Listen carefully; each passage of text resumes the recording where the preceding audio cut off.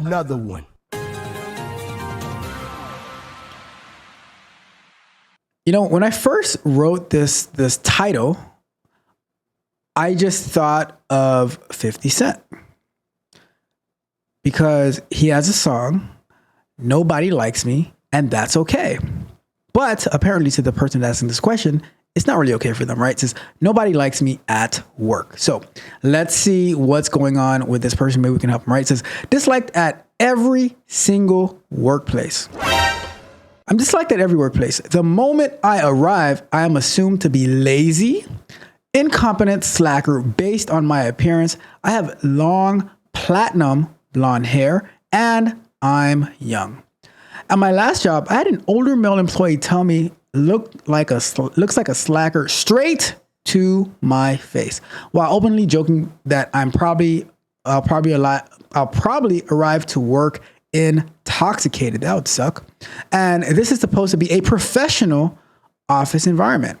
One older lady said she won't last long at the job when she thought I could not hear her. Being treated like a moron. Wow, that's harsh.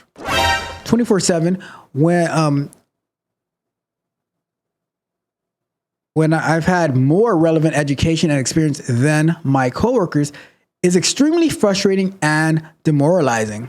So I feel this urge to prove myself and demonstrate they made the right decision to hire me. So it's making you work harder. Okay, cool. The problem is that overworking and trying too hard is a surefire way to become the office pariah. If you work through lunch and arrive early, stay late, and make others look bad, you'll be hated by coworkers or rewarded with more work by management. Don't threaten me with a good time. I feel trapped in a lose-lose situation. Even when I had brown hair, people still treated me like a moron and talked down to me from the second I arrived at the workplace. However, trying too hard and outshining others makes me absolutely hated by lateral workers. What are lateral workers? Lateral workers are people who are on the same level as you, all right? I even brought in candies and donuts to work, and one of my coworkers was so angry about it. He accused me of sucking up to management and was very hostile towards me. He would report me if I arrived 1 minute late to work. Well, if you're not 5 minutes early, then you're 10 minutes late. I'm just saying, all right? When him and his friend sauntered into I had never heard that word before. Sauntered in up to 40 minutes late on a daily basis. But of course, no one cares about that. The double standards were the most frustrating part. Welp. Well, let's see how this one goes, right? So let's throw up our timer.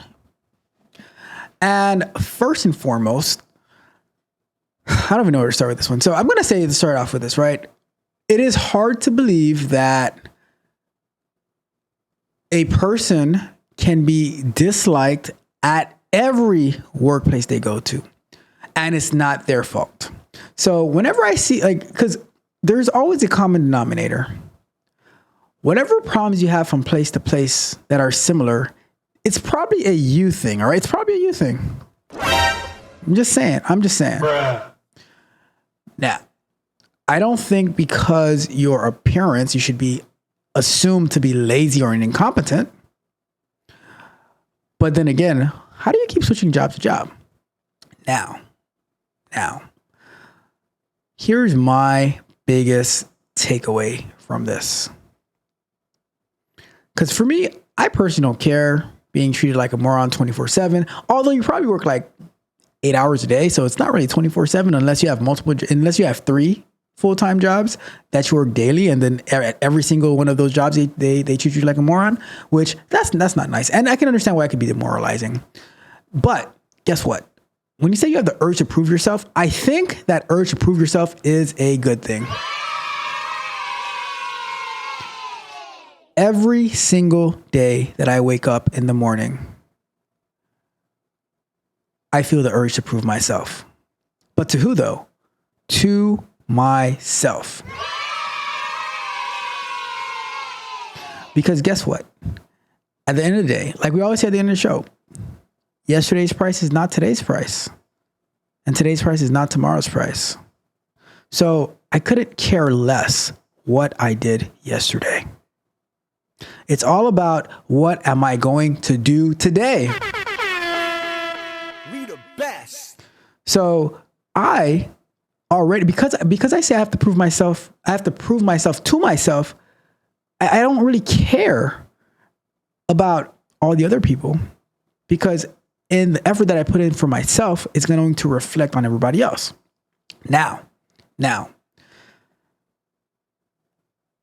the problem that you say with, like, I thought you were going to say the problem with overworking and trying too hard was that you're going to lead to burnout, but it's because you're afraid of being the office pariah. The question is it because of your attitude that you're going to become the office pariah? Because if you're just doing what you're supposed to do, then then there's no reason you should be the office pariah. Now, if you work through lunch, arrive early, stay late, and make others look bad, and you'll be hated by your coworkers, my question always is, why are you so desperate to be liked?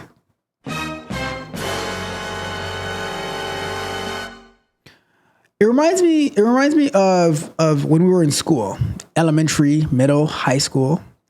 And the people who were the smart, hardworking ones with their parents made sure that they got their homeworks done, knew their timetables and stuff like that, where they were afraid to shine and to show off that they actually put in the work, while 90 to 95% of the class didn't.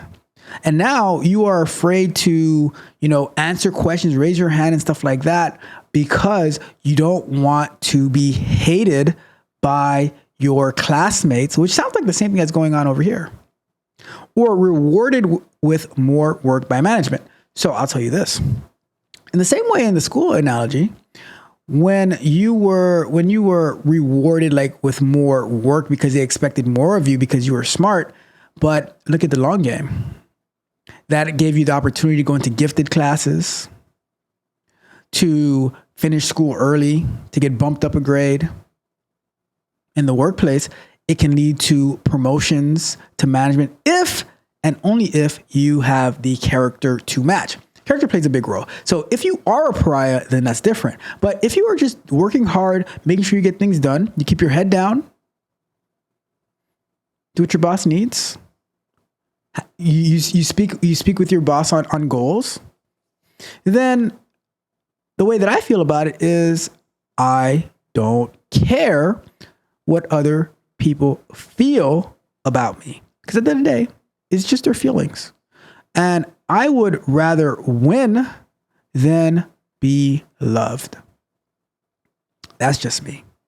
I could be wrong, but I'd rather win than be loved. So you say you feel like you're trapped in a lose-lose situation and trying too hard to outshine others. I don't think you have to try hard to outshine people at all. I think you just have to do whatever you have to do to win. And if you're absolutely hated, well, somebody told me that if you do not have any haters or dislikes, then you're doing something wrong. Then you are doing something wrong. All right. So with that being said, I think that you should not focus on, on anybody else, right? If somebody accuses you of something, cool. If you just keep doing what you're doing, keep your eye on the prize. And the prize is victory, not to be liked or loved. Get the job done and then go your own way. Do I make friends and am I cordial with people at work? Absolutely. Is my number one priority to be friends? Then no. The priority to get the job done, add value, make money, and then everything else from there. So I think if you realign your thinking, you're not looking to be loved or prevent to be hated. You just do your job, do it well, get in, get out. All right. That is my thought on that question.